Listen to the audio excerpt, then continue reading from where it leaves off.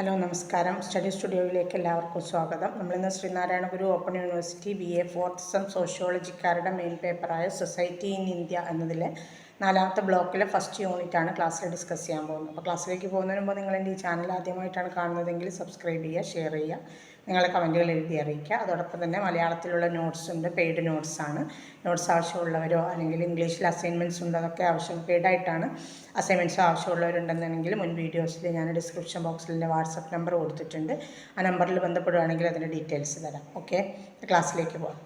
ഇതിൽ 4ാമത്തെ block religion and സൊസൈറ്റിയാണ്. ഇന്ത്യയിലെ വിവിധ മതങ്ങളെക്കുറിച്ചും അത് സമൂഹത്തിൽ അതിൻ്റെ സ്വാധീനത്തെക്കുറിച്ചുമാണ് ഈ ഒരു ബ്ലോക്കിൽ 2 യൂണിറ്റുകളിലായിട്ട് പറയുന്നത്. അപ്പോൾ അതിലെ ഫസ്റ്റ് യൂണിറ്റ് എന്ന് പറയുന്നത് major religions in India, features, changes and syncretic nature. Syncretic നേച്ചറാണ് മതസമന്വയമാണ് കേട്ടോ. അപ്പോൾ വിവിധ മതങ്ങളുടെ സവിശേഷതകൾ, അതിലെ മാറ്റങ്ങൾ, പിന്നെ മതസമന്വയത്തെക്കുറിച്ച് കൂടി, അങ്ങനെ 3-4 ഭാഗങ്ങളായിട്ടാണ് ഇതിൽ വരുന്നത്. അപ്പോൾ ഇതിൽ നമ്മൾ കാര്യമായിട്ട് പഠിക്കുന്ന മതങ്ങളിൽ ഒന്നാമത് വരുന്നത് ജൈനമതത്തെ, ക്രിസ്തു മതം. ലോകത്തിലെ ഏറ്റവും വലിയ മതമായിട്ട്, ഏറ്റവും കൂടുതൽ പ്രചാരത്തിലുള്ള മതമായിട്ട് അറിയപ്പെടുന്ന ക്രിസ്തു മതമാണ്. ക്രിസ്തു മതത്തെക്കുറിച്ച് ചോദിക്കുക. അപ്പോൾ അതിൻ്റെ പ്രത്യേകതകൾ, അതിൻ്റെ സവിശേഷതകൾ. അപ്പോൾ ഒന്ന് മോണോത്തീസം അല്ലെങ്കിൽ ഏകദൈവ വിശ്വാസം. അതുപോലെ തന്നെ ക്രിസ്തു മതത്തിന് മറ്റൊന്ന് യേശു ക്രിസ്തുവിൻ്റെ ദിവ്യത്വം വിശ്വസിക്കുന്ന ആളുകളാണ്. പിന്നെ ബൈബിളാണ് അവരുടെ പ്രധാന ഗ്രന്ഥം. പിന്നെ സ്നാനം പോലെയുള്ള ശുശ്രൂഷാനുഷ്ഠാനങ്ങൾ നടത്തുന്നതിൽ അവർ പ്രാധാന്യം കാണുന്നു. പിന്നെ മിഷൻ പ്രവർത്തനങ്ങൾ നടത്തുന്നുണ്ട്, പരിവർത്തനത്തിന് വേണ്ടിയിട്ടുള്ള മിഷൻ പ്രവർത്തനങ്ങൾ അവർ നടത്തുന്നുണ്ട്. പിന്നെ മരണശേഷമുള്ള ജീവിതത്തിൽ വിശ്വസിക്കുന്ന ആളുകളാണ്. പിന്നെ തോമാസ് ലീഹായുടെ വരവാണ് അവിടെ പ്രധാനമായിട്ട് പറയുന്നത്. അതായത് വിശ്വാസപ്രകാരം പരിശുദ്ധനായ തോമാസ് ലീഹ ക്രിസ്തുവർഷത്തിൻ്റെ 2ാമത്തെ ദശകത്തിൽ മസൂലി പട്ടണം വഴി കേരളത്തിലേക്ക് എത്തി. അപ്പോൾ കേരളത്തിലേക്കുള്ള അവരുടെ ആഗമനം കൂടി അവിടെ പറയുകയാണ് കേട്ടോ. കേരളത്തിലെത്തിയെന്നും അദ്ദേഹം കേരളത്തിൽ 8 കത്തോലിക്ക ദേവാലയങ്ങൾ സ്ഥാപിച്ചു എന്ന് പറയപ്പെടുന്നു. അങ്ങനെയാണ് കേരളത്തിലേക്ക് ആരുടെ വരവ്, ക്രിസ്ത്യമതത്തിൻ്റെ ആഗമനം. പിന്നെ അവരുടെ ഒരു വിഭാഗമാണ് നസ്രാണി സമൂഹം. തോമാസ് ലീഹായിലൂടെ രൂപം കൊണ്ട ക്രിസ്ത്യാനികളാണ് ആര്? നസ്രാണികൾ എന്ന് പറയും. ഇവർ ഹിന്ദു കാലം മുതൽ കലാപാരമ്പര്യങ്ങൾ പിന്തുടർന്ന് കേരളത്തിലെ സാമൂഹിക ഘടനയിൽ സ്വതന്ത്രമായ സ്ഥാനമുറപ്പിച്ച വിഭാഗമാണ്. പിന്നെ മറ്റത് പഴയ സിറിയൻ പാരമ്പര്യമാണ്. അതായത് സമൂഹത്തിൽ 2 വിഭാഗക്കാർ, ഒന്ന് നസ്രാണികളും മറ്റൊന്ന് പഴയ സിറിയൻ ക്രിസ്ത്യാനികളുമാണ് കേട്ടോ. പിന്നെ പോർച്ചുഗീസുകാരുടെ വരവോടുകൂടി വാസ്കോ ഡ ഗാമ ഇന്ത്യയിലെത്തിയതോടെ യൂറോപ്യൻ മിഷനറിമാർ കേരളത്തിലും എത്തി. അങ്ങനെ റോമൻ കത്തോലിക്കാരുടെ പിന്തുണയോട് കൂടിയിട്ട് അവരുടെ മതവിശ്വാസങ്ങളെ കേരളത്തിൽ അടിച്ചേൽപ്പിക്കാനുള്ള ശ്രമങ്ങൾ നടത്തി. പിന്നെ ആധുനിക ക്രിസ്ത്യാനിസത്തിൻ്റെ വ്യാപനം എങ്ങനെയാണെന്ന് വെച്ചാൽ, ബ്രിട്ടീഷ് അധീന കാലത്തെ പ്രൊട്ടസ്റ്റന്റ് മിഷനറിമാർ മലയാളം ഭാഷയുടെ വികസനത്തിലും എഴുത്തച്ഛന്മാരുടെ പഠനരംഗത്തും വലിയ പങ്ക് വഹിച്ചിട്ടുണ്ട്. അങ്ങനെ വിദ്യാഭ്യാസ പ്രവർത്തനങ്ങളിലൂടെ അവർ കേരളത്തിൽ സ്വാധീനം ചെലുത്തിയിട്ടുണ്ട്. ഇത്രയാണ് ക്രിസ്തു മതത്തെക്കുറിച്ച് വെച്ചാൽ നമുക്ക് പറയാനുള്ളത്. ഇനി ഒരു മതമെന്ന നിലയിൽ സിഖ് മതത്തിൻ്റെ പ്രസക്തി ചോദിക്കും, പ്രാധാന്യം. സിഖ് മതത്തിലെ പ്രധാന സവിശേഷതകൾ തന്നെയാണ്. ഒന്ന് ഏകദൈവ വിശ്വാസം തന്നെ. പിന്നെ ഗുരുക്കന്മാരുടെ സന്ദേശം അത് സ്വീകരിച്ച് അതിനനുസരിച്ച് പ്രവർത്തിക്കുന്നവരാണ് സിഖ് മതസ്ഥർ. പിന്നെ അവരുടെ ഗ്രന്ഥം ഗുരു ഗ്രന്ഥ സാഹിബാണ്. വിശുദ്ധ ഗ്രന്ഥമായിട്ട് കാണുന്നത് ഗുരു ഗ്രന്ഥ സാഹിബാണ്. ഗുരു ഗ്രന്ഥ സാഹിബ് ആണ് അവരുടെ ഇത് ഹിന്ദു മുസ്ലിം ഭക്തി സന്യാസിമാരുടെയും ഗുരുക്കന്മാരുടെയൊക്കെ രചനകൾ ഉൾപ്പെടുത്തി രൂപപ്പെടുത്തിയിട്ടുള്ള ഒരു ഗ്രന്ഥമാണ്. പിന്നെ ഭക്തിയും കർമ്മമാണ് അവരുടെ പ്രധാന മതപരമായ പ്രവൃത്തികൾ. പിന്നെ സാമൂഹിക സമത്വത്തിന് വേണ്ടിയിട്ട് വാദിക്കുന്നു. അന്നദാനം അവരുടെ ഒരു പ്രധാന മതപരമായിട്ടുള്ള പ്രവൃത്തിയാണ്. പിന്നെ അവർക്ക് പഞ്ചകക്കാർ എന്ന് പറയുന്നത്, അതായത് അവർ സിഖ് വിശ്വാസിയാണെങ്കിൽ ജീവിതത്തിൽ 5 പ്രധാന ചിഹ്നങ്ങൾ അവരണിഞ്ഞിരിക്കണം. അതിലൊന്ന് കേശമാണ്, മുടി. മറ്റൊന്ന് കൃപാണ്. എന്ന് പറഞ്ഞാൽ ആത്മസംരക്ഷയ്ക്ക് വേണ്ടിയിട്ടുള്ള കത്തി എന്നാണ് ശരിക്കും ഉദ്ദേശിക്കുന്നത്. പക്ഷേ കത്തിയല്ല, അങ്ങനെ ഒരു ആയുധം, ഒരു ചെറിയ ആയുധം അവർ കൊണ്ട് നടക്കും. പിന്നെ കച്ച് എന്ന് പറഞ്ഞാൽ നൈതികതയും കൃത്യതയും പ്രതിനിധീകരിക്കുന്ന ഒരു പങ്കുള്ളൊരു വസ്ത്രമാണ് കച്ച എന്ന് പറയുന്നത്, കച്ച. പിന്നെ കര എന്ന് പറഞ്ഞാൽ വിശ്വാസത്തിൻ്റെയും ചട്ടങ്ങളുടെയും ചിഹ്നമായിട്ടുള്ളൊരു ഉസ്തവിരിയാണ്, ഒരു വിരിപ്പാണ് കേട്ടോ. പിന്നെ കങ്ക എന്ന് പറഞ്ഞാൽ ശുദ്ധിയും ക്രമവുമുള്ള ഒരു ജീവിതം ഉണ്ടായിരിക്കുക എന്നുള്ള. അടുത്തത് അങ്ങനെ 5 എന്തൊക്കെയാണ്? കേശം, കൃപാണ്, കച്ച, കര, കങ്ക. ഇങ്ങനെ ധാർമ്മിക കഠിനതയും ആയുധധാരയുമുള്ളൊരു വിശ്വാസം കേട്ടോ. പിന്നെ പുനർജന്മ വിശ്വാസം ഉള്ള ആളുകളാണ് ക്രിസ്തു മതത്തിൽ പറഞ്ഞതുപോലെ. പിന്നെ ഗുരുദ്വാരകളാണ് അവരുടെ പ്രധാന ആരാധനാലയങ്ങൾ. ഇത്രയാണ് സിഖ് മതത്തിൻ്റെ ഷോർട്ടായിട്ട് പറയുകയാണെങ്കിൽ. ഇന്ന് നമുക്ക് സിഖ് സാഹിത്യവും ആചാരങ്ങളും ഉത്സവങ്ങളും ചോദിക്കും പ്രത്യേകം. സിഖ് സാഹിത്യം എന്ന് പറയുമ്പോൾ സിഖ് സാഹിത്യം പ്രധാനമായിട്ടും ആധ്യാത്മികത, അതുപോലെ മതചിന്ത, മാനവസ്നേഹം, നീതിപരമായിട്ടുള്ള നിലപാട്, സാമൂഹിക ഐക്യം എന്നിവയെ പ്രാധാന്യം കൊടുത്തുകൊണ്ടുള്ള ഒരു സാഹിത്യ രൂപമാണ്. അതിൻ്റെ ഏറ്റവും പ്രധാനവും വിശുദ്ധവുമായ സൃഷ്ടിയാണ് ഗുരു ഗ്രന്ഥ സാഹിബ്, അവരുടെ സാഹിത്യകൃതികൾ. പിന്നെ ഗുരു ഗ്രന്ഥ സാഹിബ് എന്ന് പറയുന്നത് സിഖ് മതത്തിലെ പ്രധാന ഗ്രന്ഥമാണെന്ന് പറഞ്ഞു. അവരുടെ വേദഗ്രന്ഥമായിട്ട് അതിനെയാണ് അംഗീകരിച്ചിട്ടുള്ളത്. ഇതിൽ ഗുരുക്കന്മാരുടെയും മറ്റുമായിട്ട് വിശുദ്ധമായ ഭക്തജനങ്ങളുടെയും ഒക്കെ കാവ്യങ്ങളും കീർത്തനങ്ങളുമാണ് അതിൽ ഉൾപ്പെടുത്തിയിരിക്കുന്നത്. ഹിന്ദി, പഞ്ചാബി, അതുപോലെ ബ്രജ് ഭാഷ, പിന്നെ അറബിക്ക്, പാഴ്സി തുടങ്ങിയ ഭാഷകളിലാണ് അത് എഴുതപ്പെട്ടിട്ടുള്ളത്. പിന്നെ മറ്റൊന്നാണ് ജപ്ജി സാഹിബ്. ജപ്ജി സാഹിബ് പറഞ്ഞ ഗുരുനാനാക്ക് ദേവ്ജിയുടെ ആദ്യത്തെ കൃതിയാണ്. ഇനി അവരുടെ മറ്റൊരു സാഹിത്യകൃതിയാണ് രഹിറാസ് സാഹിബ്.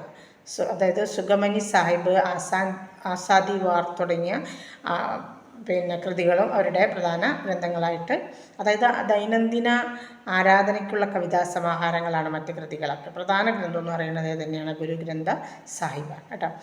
ഇനി ഈ പിന്നെ സിഖ് മതത്തിൽ സ്നാനത്തിന് അത് പ്രധാനമായിട്ടുള്ള സ്ഥാനം കൊടുത്തു, കുളിക്ക് ശുദ്ധമായൊരു സ്ഥാനം കൊടുത്തിരുന്നു. പിന്നെ ഗുരുദ്വാര സന്ദർശിക്കുന്നതിന് ഗുരുദ്വാര പറഞ്ഞാൽ അവരുടെ ദേവാലയങ്ങൾ സന്ദർശിക്കുന്നതിന് പ്രാധാന്യം കൊടുത്തിരുന്നു. പിന്നെ നമ്മൾ പറഞ്ഞല്ലോ ഏതാണ് അന്നദാനം അല്ലേ, അതിൽ ജാതി മതമൊന്നും നോക്കില്ല കേട്ടോ, എല്ലാവർക്കും കൊടുക്കും.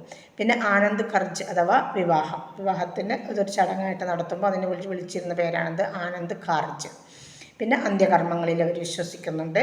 ദിവസേന 5 പ്രാർത്ഥനകൾ അവർക്കുണ്ട്. ജപ്ജി സാഹിബ്, ജാപ്പ് മഗ്രിബ്, പിന്നെ റഹിറാസ്, കീർത്തനം, ചൗപ്പായി തുടങ്ങിയ വിവിധ സമയങ്ങളിലായിട്ട് നടത്തുന്ന പ്രാർത്ഥനകൾ.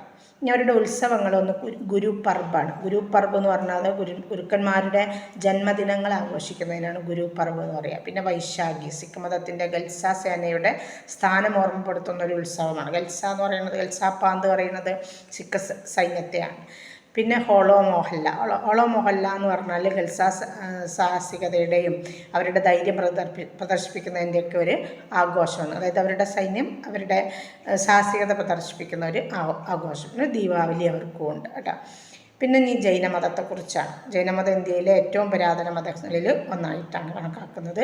അഹിംസയാണ് അതിൻ്റെ ഏറ്റവും പ്രധാനപ്പെട്ട സിദ്ധാന്തം. ആത്മശുദ്ധി, സത്യസന്ധത, ഏകാഗ്രത എന്നീ നിത്യ തത്വങ്ങളാണ് അത് പിന്തുടരുന്നത്. ഇനി എന്തൊക്കെയാണ് അതിൽ പറഞ്ഞല്ലോ. പിന്നെ 24 തീർത്ഥങ്കരന്മാരുണ്ട്. 24ാമത്തെ തീർത്ഥങ്കരനാണ് പിന്നെ ജൈനമത സ്ഥാപകനായിട്ട് അറിയപ്പെടുന്ന ജൈനമത സ്ഥാപകനായിട്ട് കണക്കാക്കുന്നത് വർദ്ധമാന മഹാവീരൻ അല്ലേ. 23ാമത്തെ തീർത്ഥങ്കരൻ ഫസ്റ്റത്തത് ഋഷഭനാണ്.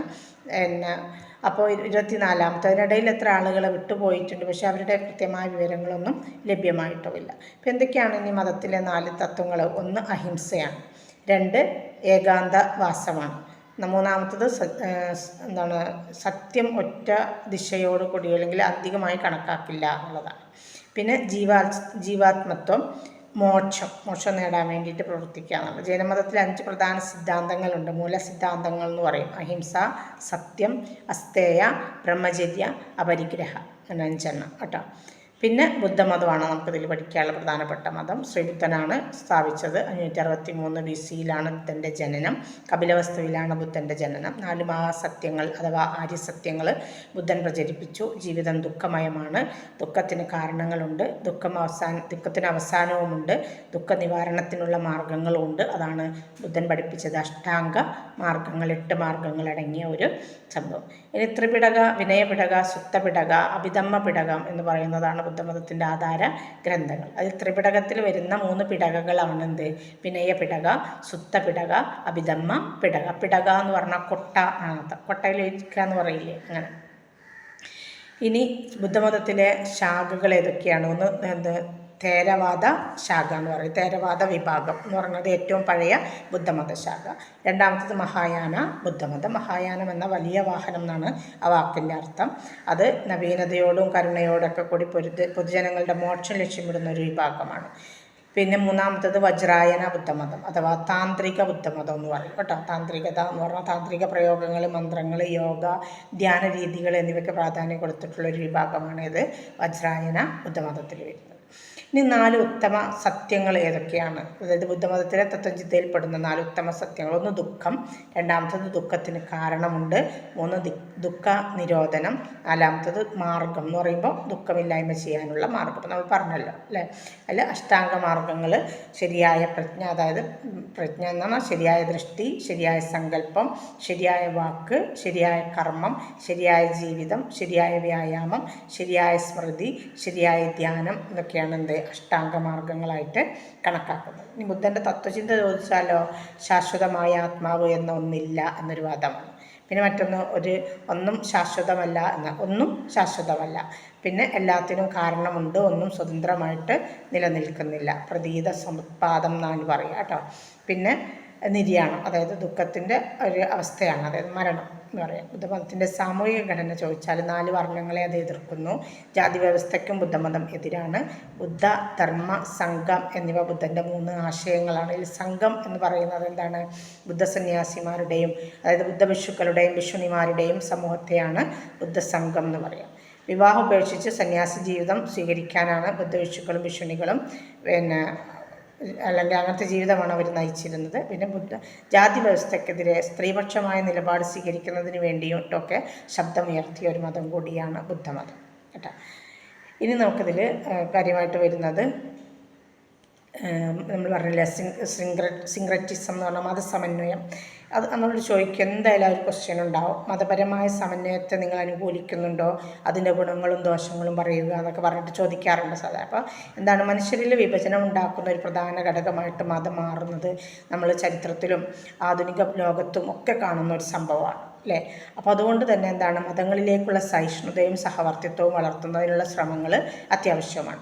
അപ്പോൾ മതപരമായ സമന്വയം സമൂഹത്തെ കൂടുതൽ സൗഹാർദ്ദപരമാക്കുമെന്നുള്ളത് കൊണ്ട് തന്നെ മതപരമായ സമന്വയം നല്ലതാണ് അല്ലേ. അപ്പോൾ മതപരമായ സമന്വയത്തിൻ്റെ ഗുണങ്ങൾ എന്തൊക്കെയാണെന്ന് ചോദിച്ചാൽ, ഒന്നാമതായിട്ട് എന്താണ്, മതവിഭാഗങ്ങൾ തമ്മിൽ സൗഹൃദം വളർത്താൻ അത് സഹായിക്കും.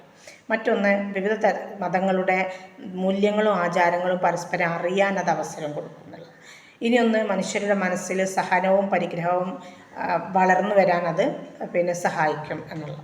മറ്റൊന്ന്, വികസന പദ്ധതികൾക്ക് മതങ്ങളായുള്ള എതിർപ്പ് കുറയുന്നതിനത് കാരണമാകും. പിന്നെ മതം ആധാരമാക്കി നടക്കുന്ന ഭീകരതയ്ക്കെതിരെ മാനസിക പ്രതിരോധം വളർത്താൻ അതുകൊണ്ട് സാധിക്കും. അതൊക്കെയാണ് മതസമന്വയം ഉണ്ടാകുന്നത് കൊണ്ടുള്ള ഗുണങ്ങൾ. അതുകൊണ്ട് ദോഷങ്ങളും ഉണ്ട്. എന്തൊക്കെയാണ് ദോഷങ്ങൾ? ചിലർക്ക് തങ്ങളുടെ മതപരമായ വിശ്വാസങ്ങൾ മറച്ചു വെക്കുന്നതായി തോന്നും. അതായത് മറ്റൊരുത്തൻ്റെ നന്നായിട്ട് പറയുമ്പോൾ തങ്ങളുടേത് മറച്ചു വെക്കുന്നുണ്ടോ എന്നൊരു തോന്നൽ ഉണ്ടാകും. മറ്റൊന്ന്, ചില മതവിശ്വാസികൾക്ക് മറ്റു മതങ്ങളോട് സഹകരിക്കുക എന്നത് ഒരു മതഭ്രംശം പോലെ തോന്നാനിടയുണ്ട്. ഇനിയൊന്ന്, മതപരമായ സവിശേഷതകളെ സർവ്വസാധാരണമായിട്ട് കാണാൻ ശ്രമിച്ചാൽ ആ ആചാരങ്ങളുടെ ആഴം നഷ്ടപ്പെടും എന്നുള്ള ചിന്താഗതി. ഇനി ഇത് തന്നെ, അതായത് ഈ മതപരമായ സമന്വയം വിജയകരമാവാൻ വേണ്ടി ചില നിബന്ധനകളുണ്ട്. അതിലൊന്നാണ് സഹിഷ്ണുതയും സ്വീകാര്യതയും വളർത്തുക എന്നുള്ളത്. മറ്റൊന്നാണ് മതപരമായ തർക്കങ്ങളിൽ നിന്ന് അകന്ന് സൗമ്യങ്ങൾ കണ്ടെത്തുക, സൗഹൃദങ്ങൾ സ്ഥാപിക്കാൻ ശ്രമിക്കുക. മറ്റൊന്ന് വിശ്വാസമല്ല സത്യം അന്വേഷിക്കാനുള്ള ഒരു ബഹുമുഖ സമീപനം സ്വീകരിക്കുക എന്നുള്ളതാണ്. പിന്നെ മതങ്ങൾ തമ്മിലുള്ള സംവാദങ്ങളെ പ്രോത്സാഹിപ്പിക്കുക. ഇതൊക്കെയാണ് അതിന് വേണ്ടി സ്വീകരിക്കാൻ കഴിയുന്ന തന്ത്രങ്ങൾ. അത്രയാണ് ഫസ്റ്റിലെ യൂണിറ്റിൽ വരുന്നത്. വിവിധ മതങ്ങൾ എന്ന് പറയുമ്പോൾ ഏതൊക്കെയാണ്? ജൈനമതം, ബുദ്ധമതം, ക്രിസ്തുമതം, സിഖ് മതം. ഇത്രയാണ് നമുക്കിതിൽ പഠിക്കാനായിട്ട് വന്നിട്ടുള്ളത് കേട്ടോ. Okay, thanks.